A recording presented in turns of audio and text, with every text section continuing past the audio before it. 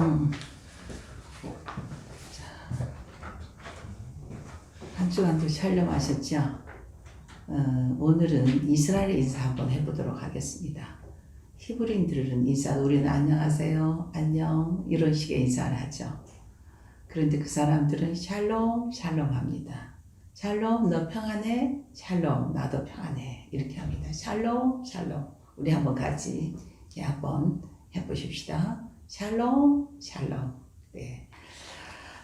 우리가 지난 시간에 예수 그리스도에 대해서 공부했는데, 예수님의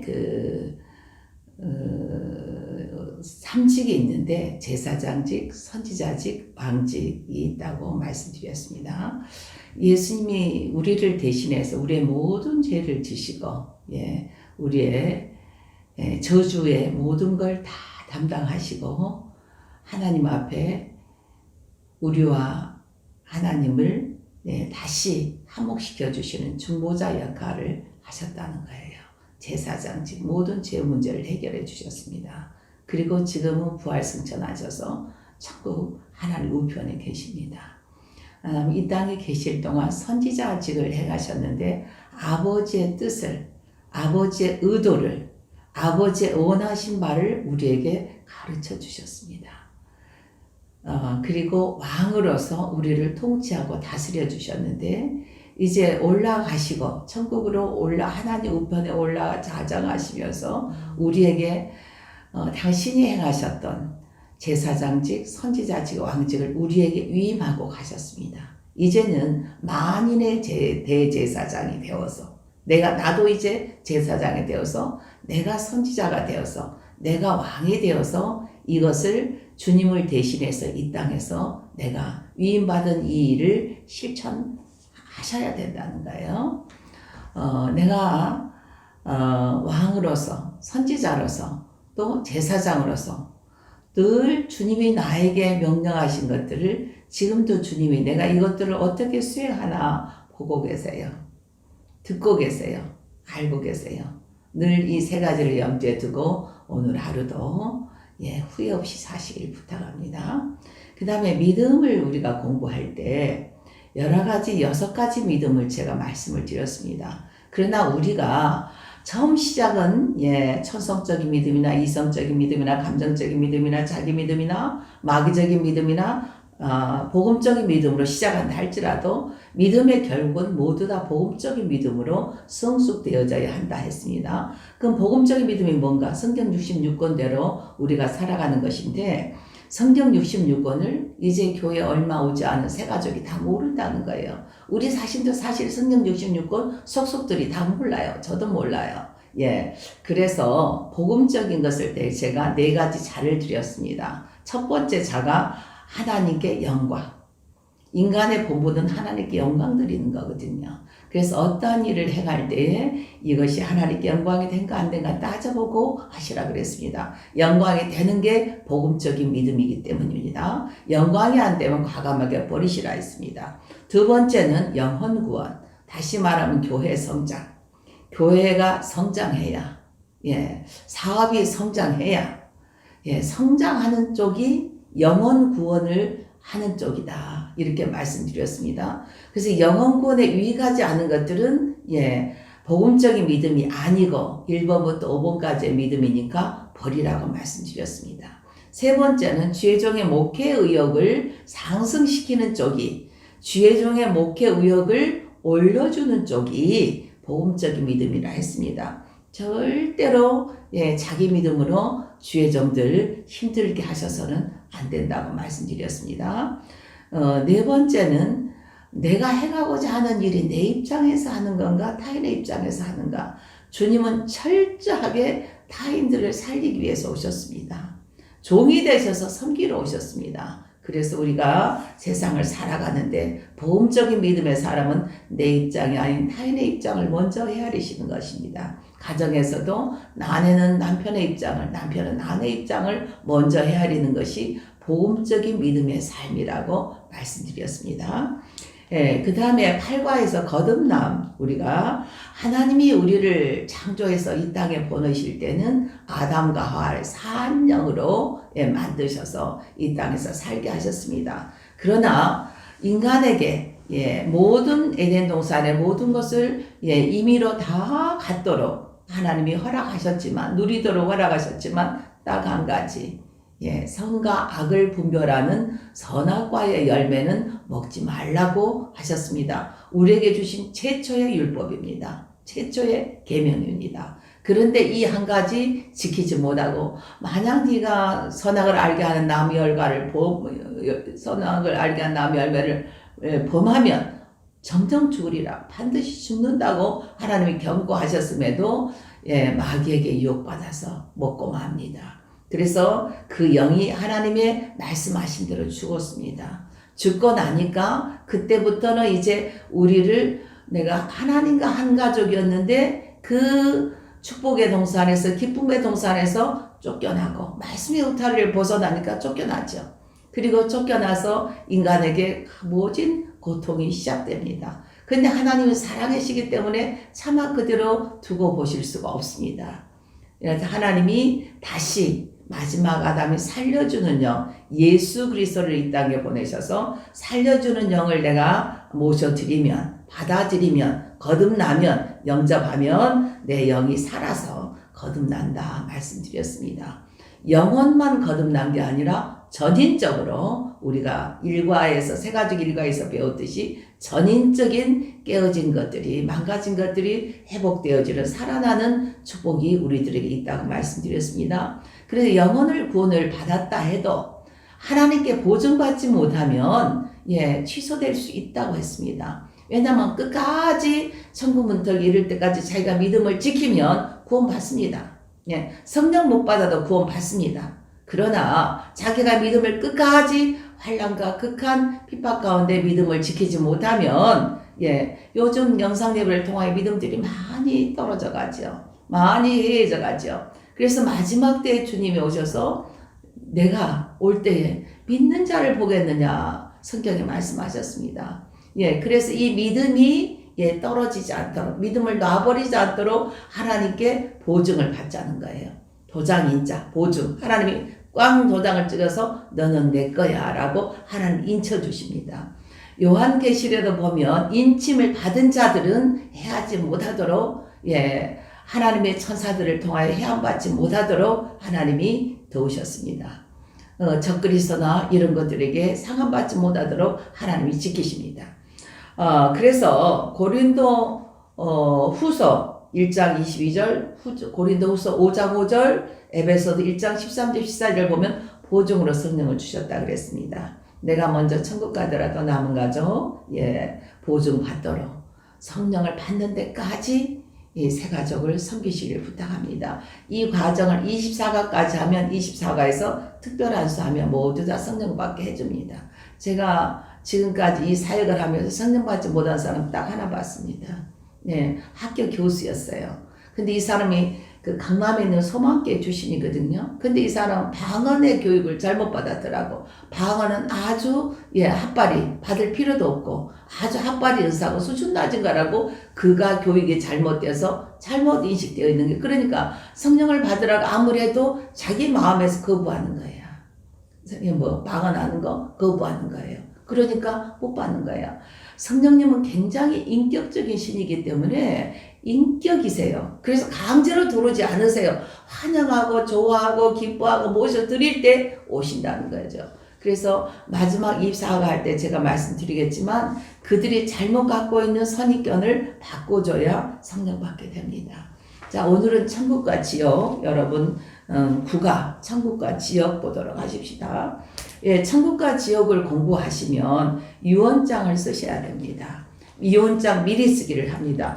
근데 천국과 지역을 공부하기 전에 유언장을 쓰라 하면 도저히 못 씁니다. 쓸 말이 없다는 거예요. 쓸 수가 없다는 거예요. 할 말도 없고 쓸 말도 없고, 또 하기 전에 제가 한번 써보라 그랬더니 전부 다 뭐예요? 돈에 관한 것, 재산에 관한 것만 쓰셨어요. 우리 한국은 유언 그러면 재산으로 연결이 되나 봐요. 근데 우리가 천국과 지역 오늘 배우고 나면 생각이 달라지시라고 봐요.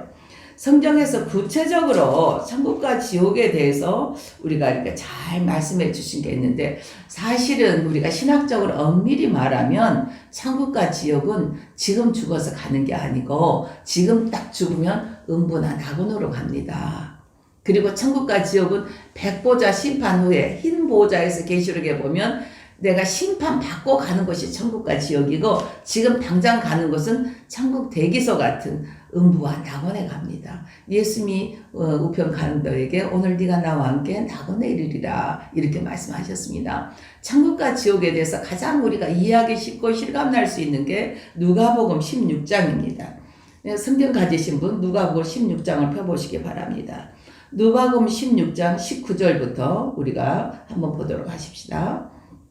자, 누가복음 10장 보면 부자와 나사로 비유가 나옵니다. 한 부자가 있어서 자색옷과 고운 배옷을 날마다 호화롭게 연락한다 했습니다. 한 부자, 자색옷은 권세가 있는 것 색깔입니다. 권세자의 색깔. 그래서 옛날에 일찍부터 예수님 믿고 교회에 나가신 분들은 옛날에 교회 회장을 자색으로 했었죠. 예, 자색, 권세가 있다 그 말입니다. 그다음 고운 배옷은 우리 모시 같은 거 몇백만 원 하죠, 한 벌에. 진짜 한국에서 만든 고운 배옷이요. 이거는 부자들이 입는 옷입니다. 그런데 이 부자의 삶이 날마다 호화로이 연락왔다는 거죠.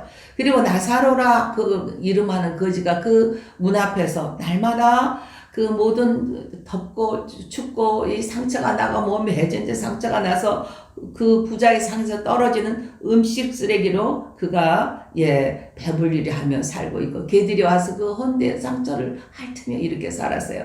근데 성경에 보면 부자가 이 거지에게 밥 한 그릇 물 한 그릇 대접했다는 기록이 없습니다. 자기는 이렇게 호화롭게 살지만 자기 문 앞에 있는 거지는 돌보지 않았다는 거예요. 돌아보지 않았다는 거예요. 다시 말하면 사랑을 실천하지 않았다는 거예요. 그런데 사람은 한 번 죽는 건 정한 이치이기 때문에 누구든지 다 한 번은 죽습니다. 그런데 거지가 죽었어요. 거지가 죽어 22절 봅시다. 천사들에게 받들려 아브라함의 품에 들어가고 부자도 죽어 장사되매 그랬어요. 이 거지는 아브라함의 천사들에게 받들려 올라갔고, 그 다음에 부자도 죽어서 장사되었다. 그런데 이 부자가 23절 봐요. 어디에서? 음부에서. 지옥이 아니고 음부에서. 음부에서 뭐죠? 고통 중에 눈을 들어 아브라함과 그의 품에 있는 나사로를 보고, 음부에서 어디가 보이죠? 낙원이 보이죠. 음부에 떨어졌어요. 그런데 누가 굉장히 고통스러워요. 우리는 영과 육이 속사람과 겉사람이 있는데, 내가 지금 내 육체가 고통을 느낀다고 생각했어요. 아프면 내 육체가 아프다고 생각했어요. 아니요.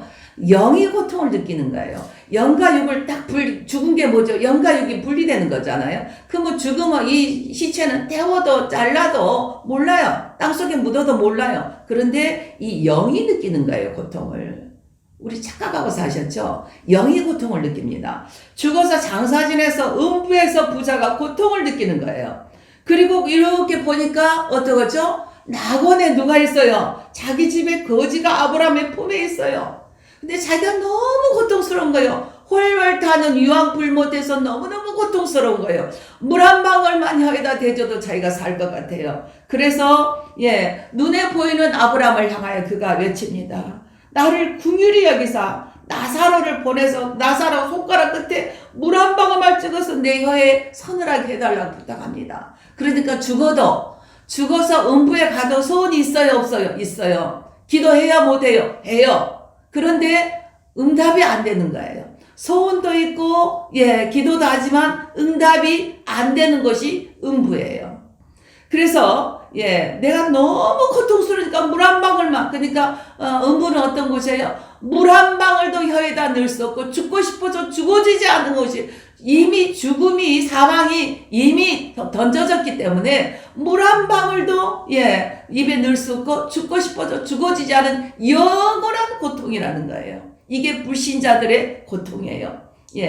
그때 25절 보세요. 다 거절이야. 안 된다는 거지.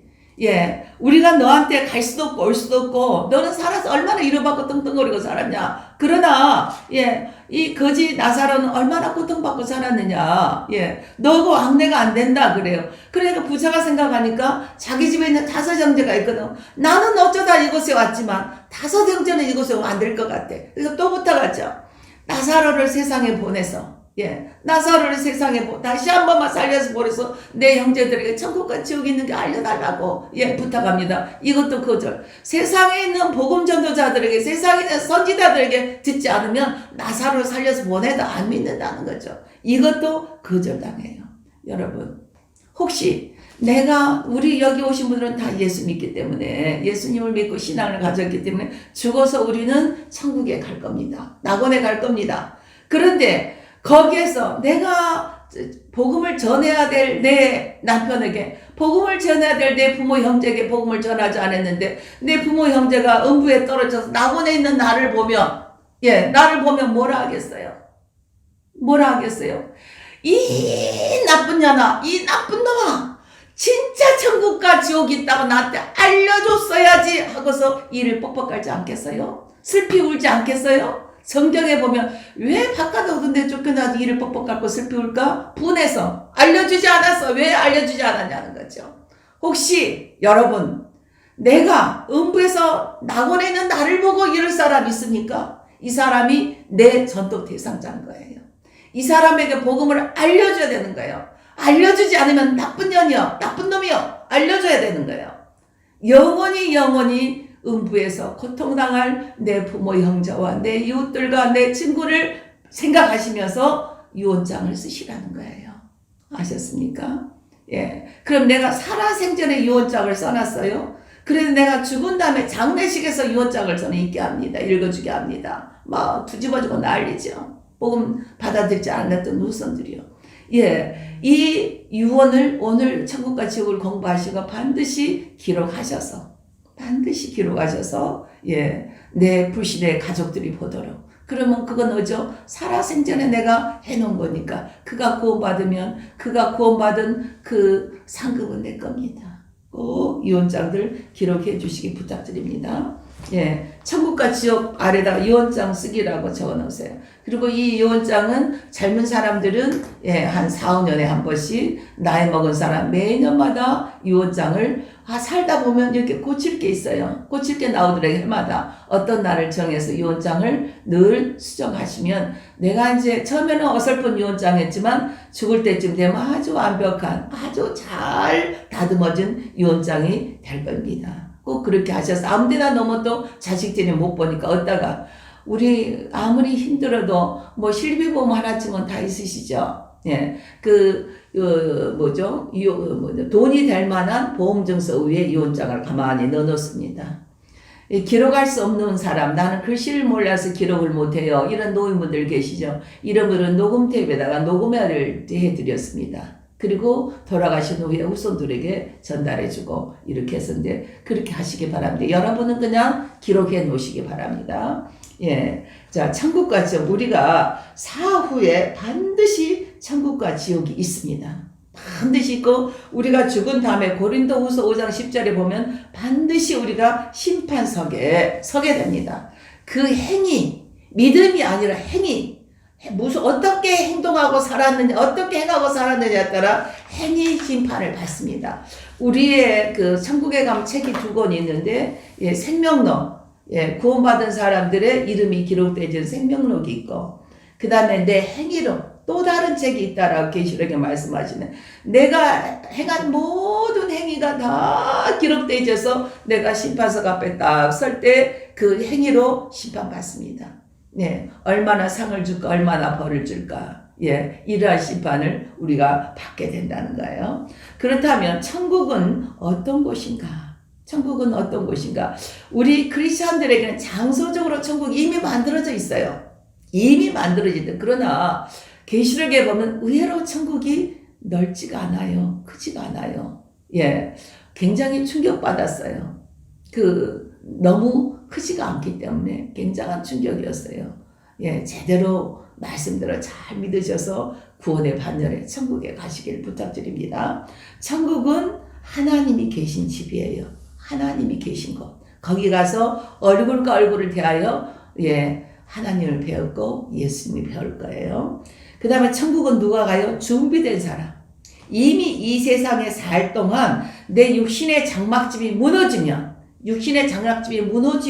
뭐예요? 이미 준비되어진 곳에 내가 갈 거예요. 죽음이 뭐죠?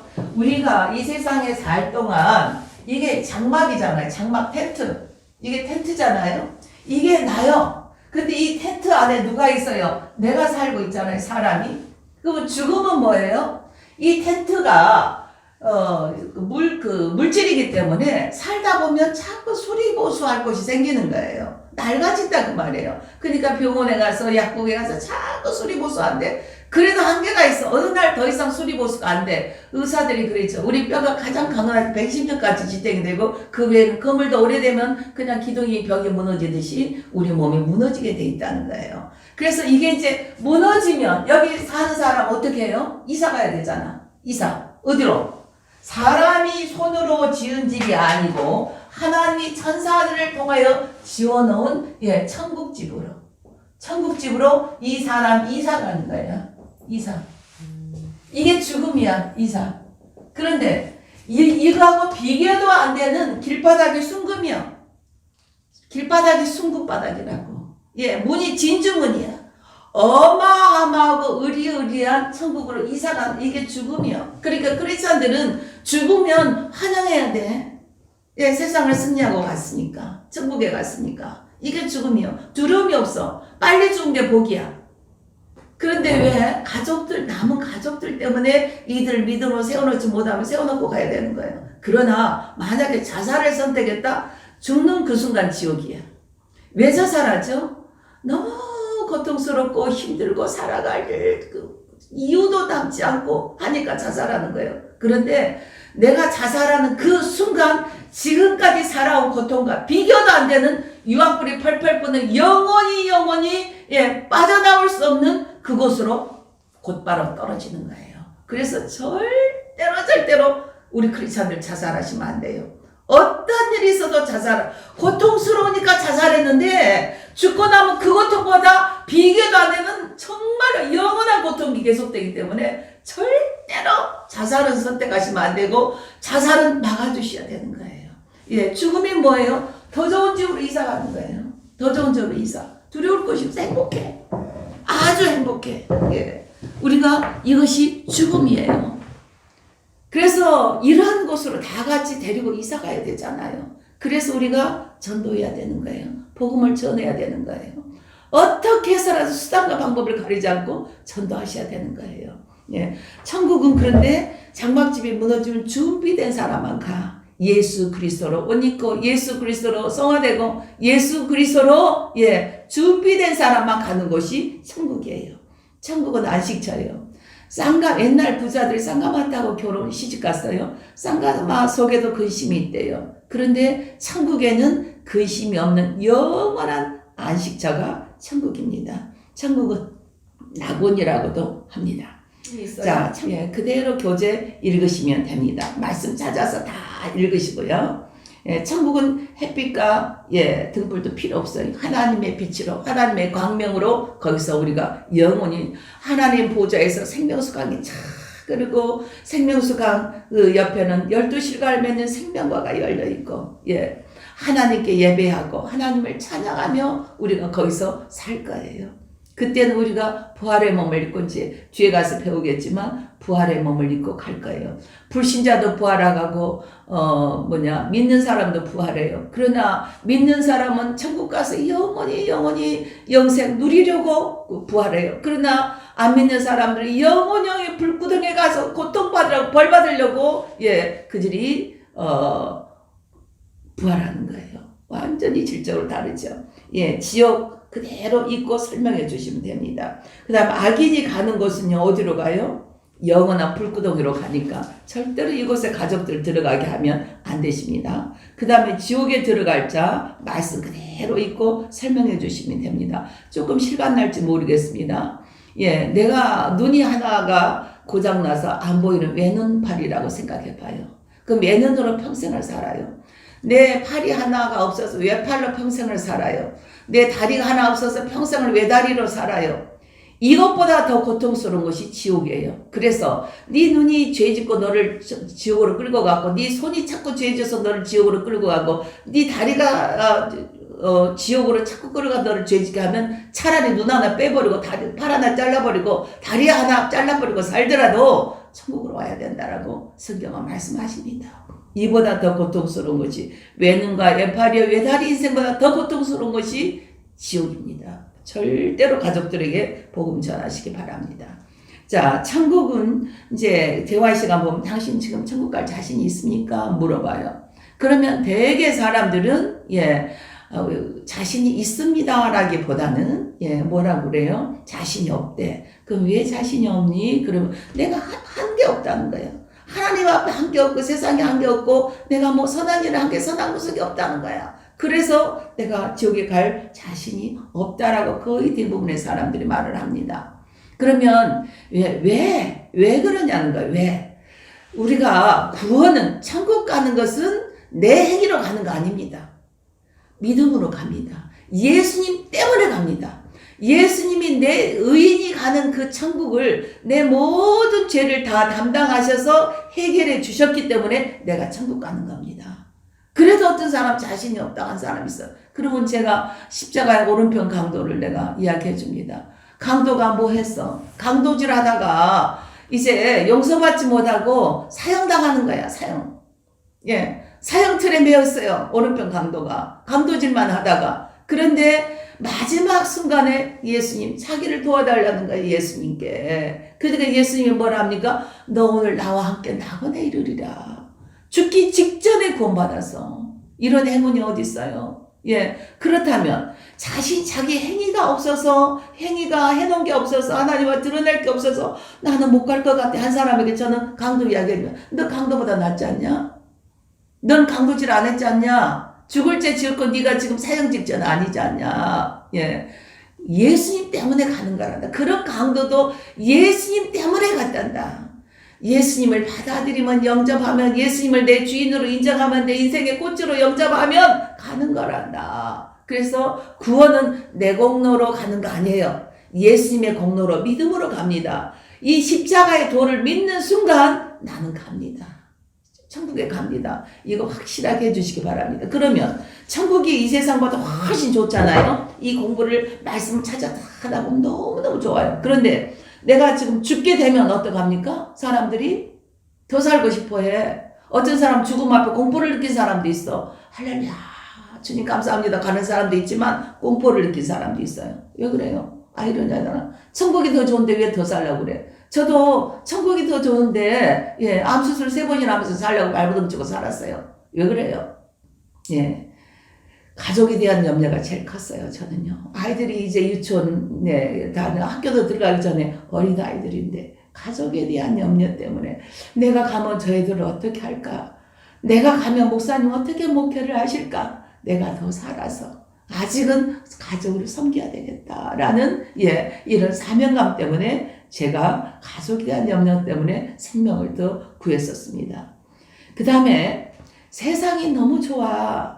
세상에 가진 것이 너무 좋아. 세상의 애착 때문에 더 살고 싶어 하고 죽음을 연기하고 싶어 하는 사람들이 있어요. 신앙이 약한 사람, 부활에 대한 확신이 없어. 천국에 대한 확신이 없어. 미래에 대한 막연한 불안이 있대. 어떤 그 장로님도 죽어봐야 알지 하고 죽는다니까. 이러면 안 된다는 거죠. 우리는 그 죽음에 대한 공포나 이런 것들이 있지만 사실은 어떻게 해요? 천국이 훨씬 더 행복한 곳이라는 거죠.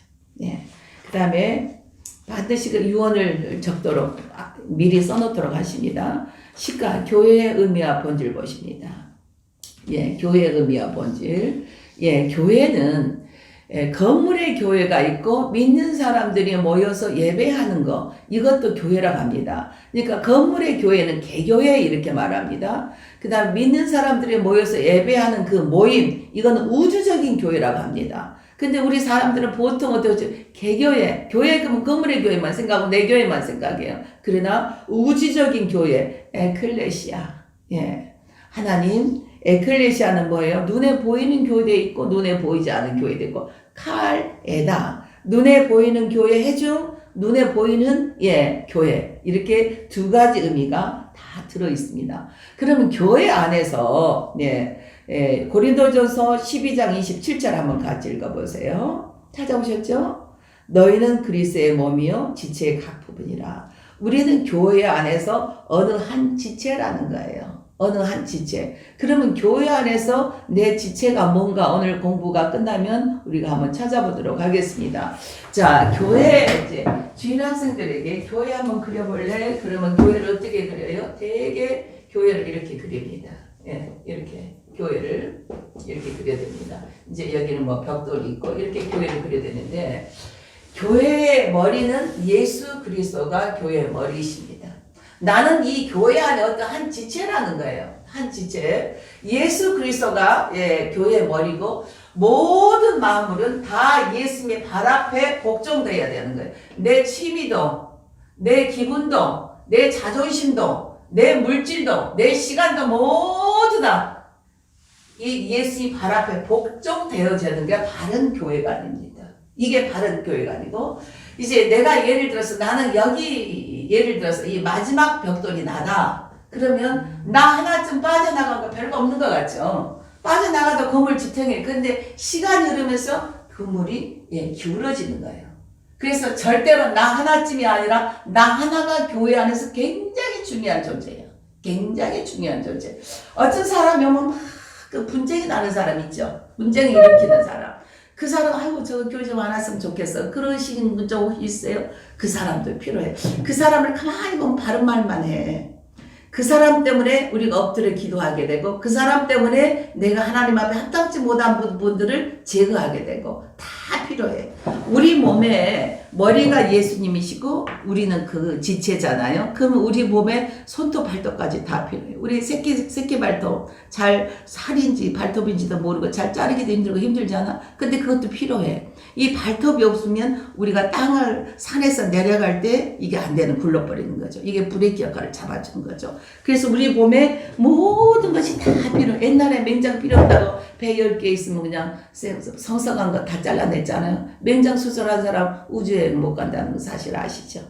맹장에서 소독약 같은 것이 나와서 대장과 소장 사이를 뭐하죠? 막아주는 거죠. 장이 그 세균이 번식하지 않도록 도와주는 역할. 그래서 우리 몸에 있는 모든 거 다 필요해요.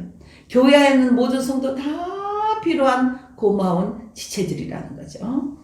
자, 교회 설립자는 예수 그리스도, 베드로가 주는 그리스도시요 살아계신 하나님의 아들입니다 하는 베드로의 고백 위에, 신앙 고백 위에 신약교회가 세워졌습니다. 성령 강림하신 날, 성령이 내려오신 이날이 뭐죠? 성령 강림하신 맥추절, 오순절, 같은 말죠. 이때 예수님이 내려오셨습니다. 교회가 하는 일 중에 가장 중요한 것은 예배예요. 그 다음에 가르치는 일이요. 성령을 집행하는 것이요. 그 다음에 교회가 구제하는 거예요. 복음 전파하는 거예요. 예수님이 오신 그 예수님의 3대 사역을 보면 예수님이 뭐죠? 가르치시고 고쳐주시고 전파하시고 요게 3대 사역이에요. 그러니까 건강한 교회는 지금 현대도 가르치고 고쳐주고 전파하고 이게 있어야 돼요. 근데 어떤 교회가 잘못된 사람들은 고치는 것은 오순절로 끝났다. 지금 고치는 거 병원 가서 고친다예요. 아니요. 우리가 가르치고 고쳐주고 인격도 고치고 삶도 고치고 돈도 고치고 꼬라지도 고치고 다 고쳐주고 그 다음에 뭐예요? 우리가 전파하고 요 세 가지 교회에서 행해져야 될 교회가 하는 일 중에 중요한 일이요. 제일 중요한 것은 예배지요. 교회에서 하는 중요한 일 예배. 일보다 중요한 게 예배. 하나님이 찾아와서 나를 만나주시고 복 주시는 거. 우리 크리스찬들의 특권 중에 특권. 누가 감히 하나님을 만나요? 하나님 예배한 자들 만나주십니다. 자, 교회 내 직분 맡을 걸 한번 보도록 하십시다. 뭐 이미 다 알고 계시겠지만, 그러나 새가족들은 알려줘야 되죠. 이제 신급. 보통 이제 그 등록하되 신급난이 있어요. 그럼 신급난이 뭐예요? 하고 묻는 사람이 있어요. 신급은 그가 신앙 안에서 있는 어떤 그 계급이라고 말해, 계급이랑 좀 표현이 이상한, 하여튼 그 급수를 따르는 건데, 거기다가 이제 새가족이 오면 신급을 적어줘야 돼. 이 사람 원익교인인가, 세례교인인가, 아니면은 목사인가, 전도사인가, 선교사인가, 장로인가, 이걸 적어줘야 새가족을 잘 다뤄요. 제가 한 분이 계속 새가족 공부가 다 하셨어요. 이제 나중에 이제 면담 하면서 보니까 선교사님이시더라, 목사님이시더라고. 얼마나 민망했는지 몰라요. 그냥 내가 형제하고 성도님 했거든요. 그래서 신금단에 꼭 기록해 주는 게 좋으세요. 자, 원익교회는 처음으로 예수님 믿으러 온 사람, 예수님이 누군지도 모르고 온 사람을 원익교인이라 그래요. 그 다음에 학습교회, 우리 교단은 학습제도 없습니다. 성경에도 학습제도 없습니다. 근데 왜 학습제도는 하도 한국 사람이 교회 올게 하고서 거짓말하고 안 오고 막 세례교인이 몇 명이라고 보고하고 했는데 선교사들이 본부에서 나와보면 아니고, 한국 사람이 예 속에 아니오가 많이 들었잖아요. 미국 사람 예하면 끝까지 예고 아니면 끝까지 아니. 한국 사람 예 속에도 노가 들어있고 노 속에도 예가 들어있단 말이에요. 그러니까 그 문화 때문에 학습제도를 만들었는데 우리 교단은 없습니다. 그 다음에 세례교인, 그 다음에 세례교인 밑에 권찰, 그 다음에 서리집사, 요거는 1년직이죠. 1년직. 1년 있다가 다시 서리집사 임명 안 하면 집사가 안 돼요. 근데 우리 한국은 작년에 서리집사 썼다가 올해 서리집사 안 주면 삐져서 교회 튀어나가버려. 예수 안 믿어버려. 이런 사람 많아. 그러니까 서리집사지만 특별한 문제 없으면 안수집사 같아. 평생 계속 집사하는 거예요.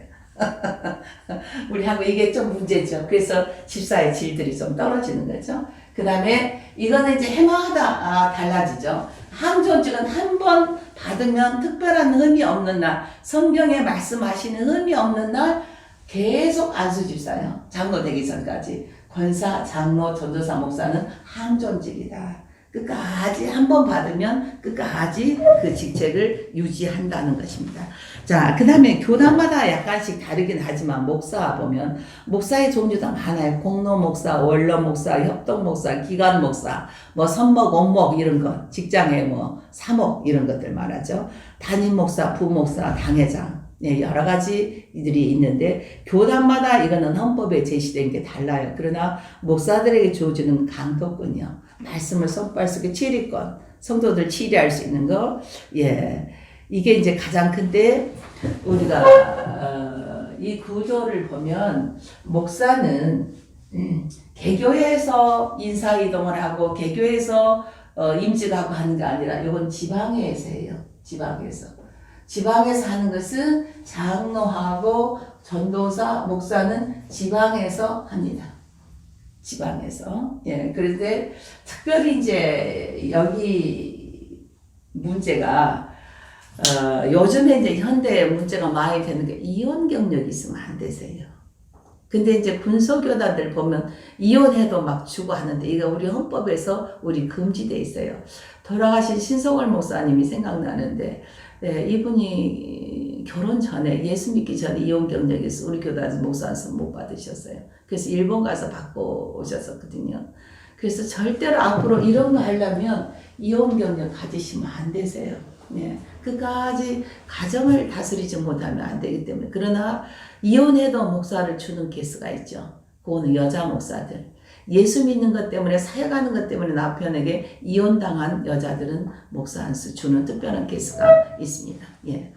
자, 그 다음에 또 하나 설명드릴 것은, 예, 우리 그 교회 조직을 보면 총회가 있고, 총회 밑에 각 지방회가, 예, 지방회가 수십 개씩 있습니다. 그 다음에 지방회 밑에 개교회들이 모여서 지방회를 이루고 지방회가 모여서 총회가 이루는 이 조직입니다. 그래서 여러분 졸업하시면 반드시 지방에 소속되셔야 되고 지방에다 서류를 내고 전도사 임명을 받으셔야 교단 전도사가 되는 거예요. 그리고 이제 일정 기간이 되어지면 그 다음에 이제 목사 안수를 받게 되니까 반드시 지방에 소속을 하셔야 됩니다. 예, 그냥 있다가, 예, 전도사 임명을 안 받았어. 나 지금 목사 안수 받으려고 보니까 전도사 임명장이 없네? 그러면 안 되세요. 그래서 졸업하시고 꼭 전도사 임명 지방에 소속돼서 받으셔야 되는 거예요. 그 다음에 개교회가 있고 개교 밑에 지성자들, 교회에서 개척한 교회들, 아직 독립되지 않은 교회, 자립되지 않은 교회, 독립되지 않고 자립되지 않은 교회를 지성전지라 해요. 그리고 개교회는 독립된 교회들, 예, 이렇게 교단 조직은 되어집니다. 자, 교회의 본질. 교회의 본질, 예, 교회는 지체는 여러 가지잖아요. 머리끝에 발끝까지 하는 일들이 많아요. 그렇지만 공동체예요. 교회는 거룩한 곳이에요. 그래서 절대로 교회를 거룩을 깨시면 안 돼요. 구별되어진 교회를 세상과 같이 예 더럽히면 안 되고 입으로 교회를 멸시하면 하나님께 자기가 멸시당하니까 조심하셔야 돼요. 하나님도 한 번, 예수님도 한 번, 성령님도 한 번, 세례도 하나, 믿음도 하나. 그래서 교회는 단순하셔야 돼요. 그리고 하나님이 그 성막을 보면 내 신앙의 고장나면 성막에 들어가서 신앙을 점검받아야 되거든요.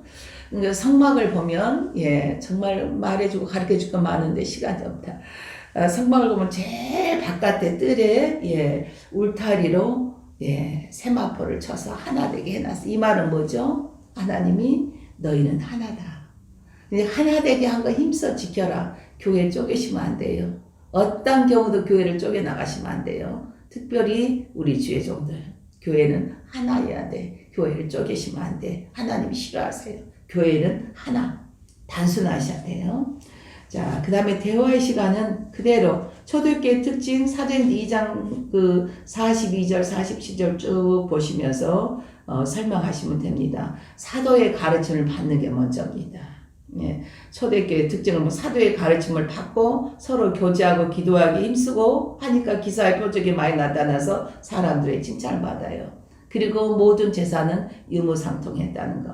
그러면 교회에서 나는 어느 지체인가, 예, 어느 지체인가 보면 교회에 오면 눈에 띄는 곳이 있어요.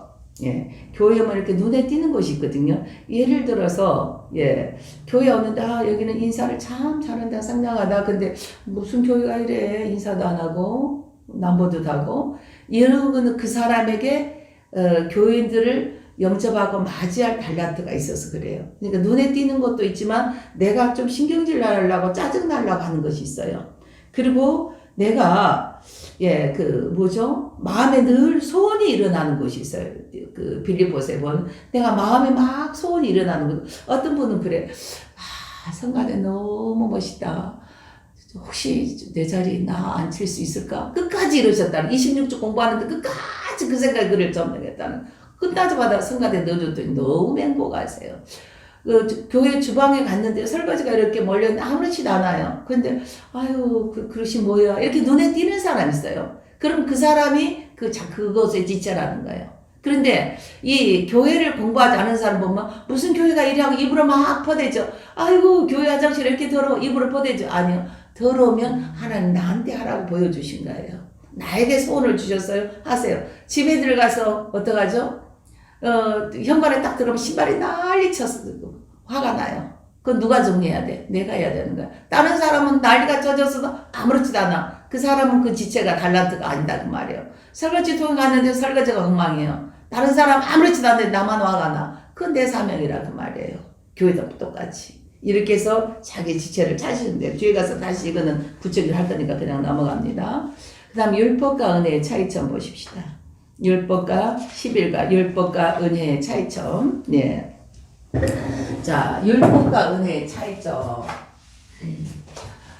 성경에 보면 율법 매일 처음에 그 창세기에서 하나님이 선악과의 문제에서 맨 첫 번에 하나님이 계명을 주시죠. 범하지 말라라고요. 자, 율법과 은혜의 차이점을 보면 하나님이 우리에게 주신 이 율법들은 말씀들은 반드시 지켜야 돼요. 선악과의 그 창세기에서 주셨던 그 율법 지키셔야 돼. 근데 하나님은 법보다는 은혜를 먼저 주세요.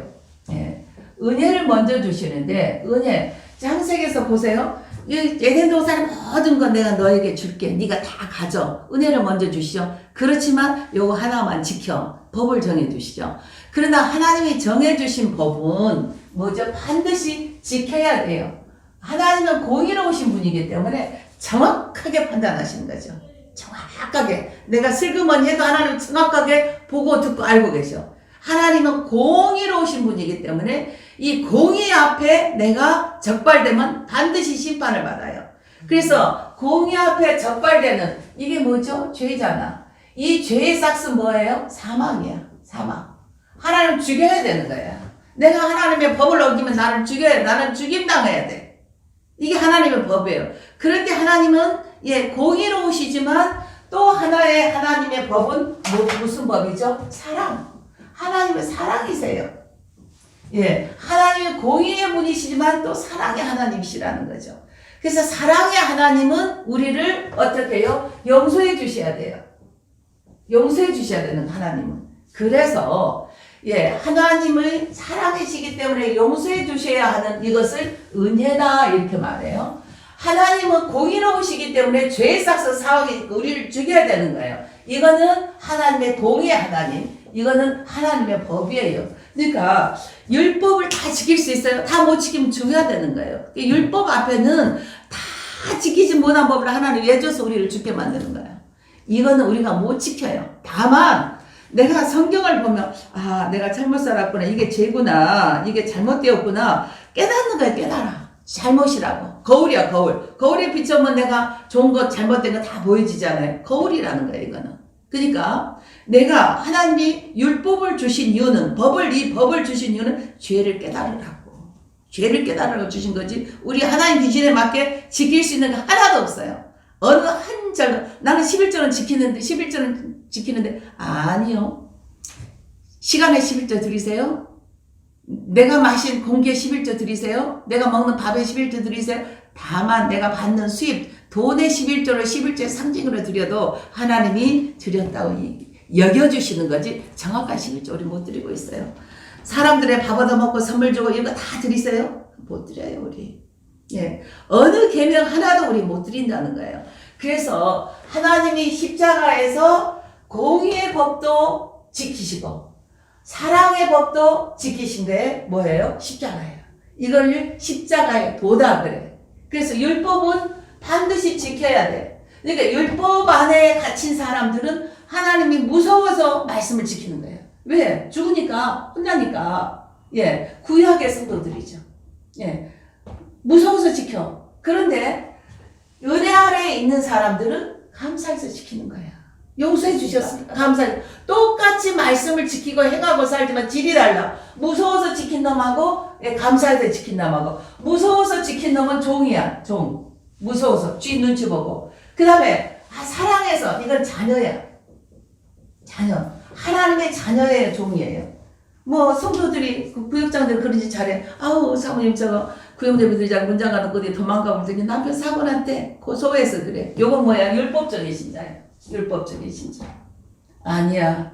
깨닫게 하려고 하나님 사랑받고 있는 거예요. 하나님 관심받고 있는 거예요. 표현 바꿔. 우리 표현도, 말도 은혜로 하셔야 돼. 자녀답게 하셔야 돼. 종같이 살지 말고 자녀답게. 너 그럴 줄 알았다. 이건 종이야. 자녀는 사랑이야. 용서야.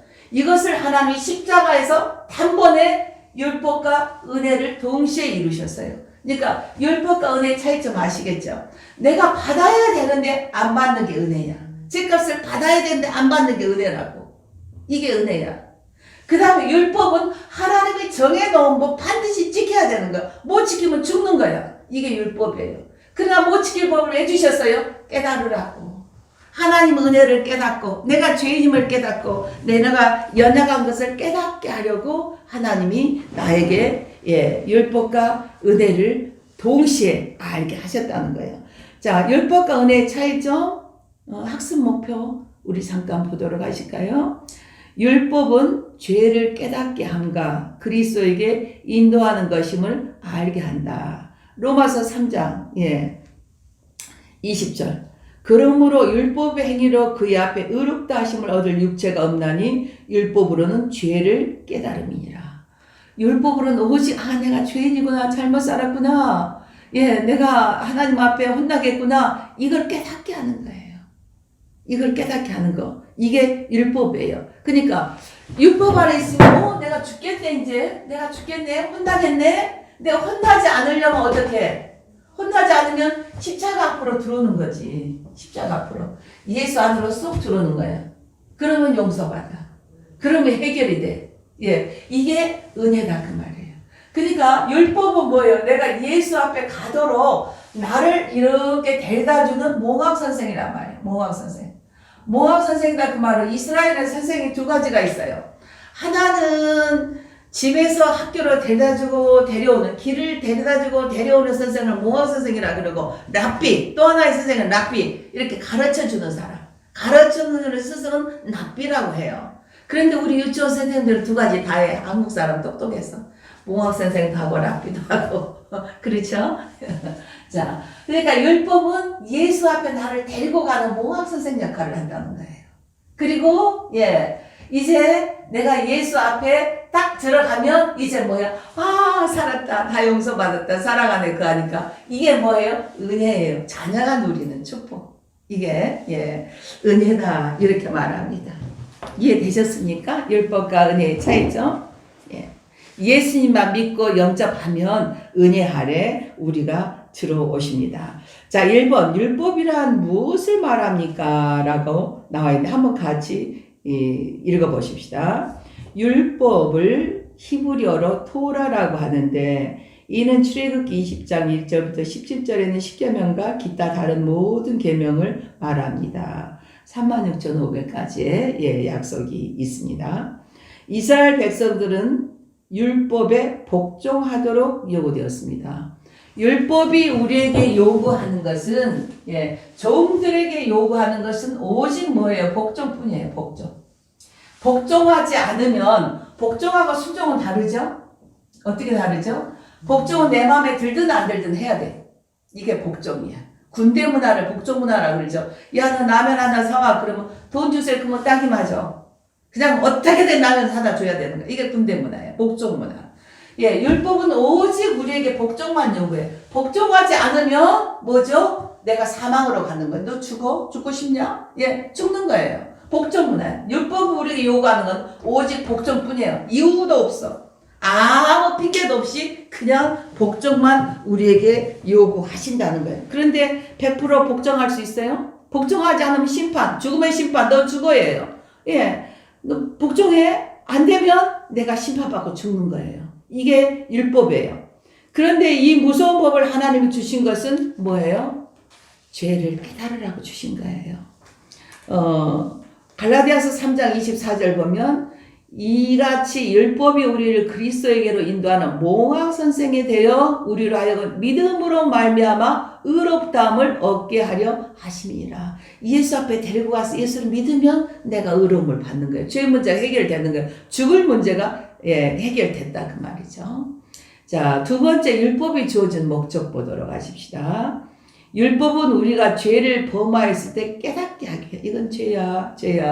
이렇게 갈라디아서 3장 19절에 보면 그런데 내가 율법은 내가 죄를 지어서 범법을 했어. 근데 이건 언제까지만 이게 유효하냐 하면 예수 그리스도가 오시기까지만 유효해. 너 죄 졌냐? 그러면 죽어. 구약에는 예수님만 하나님 만나면 막 발발 떨잖아요. 천사가 왔는데 하나님이자 발발 떨잖아. 죽을까봐.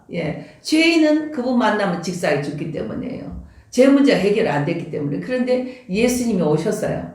예수님이 오실 때까지만 율법은 유효해. 예수님이 오셔서 율법이 없는 용서를 해결해 주셔버렸단 말이에요. 이것이 은혜예요. 자, 율법은 우리들을 뭐게 한다고요? 죄를 깨닫게 한다. 죄를 깨닫게 한다. 또 죄를 깨닫고 나니까 내가 죽게 생겼어요. 그래서 어디로 해? 예수님 앞에 가라 하고 몽학 선생이 되어 예수 앞에 안내해주는 역할까지가 율법이 하는 일이에요. 그리고 은혜는 뭐예요? 내가 사랑을 입었구나. 하나님 자비를 입었구나. 하나님 자녀가 되었구나. 이 은혜가 감사해서 내가 말씀을 지키는 거예요.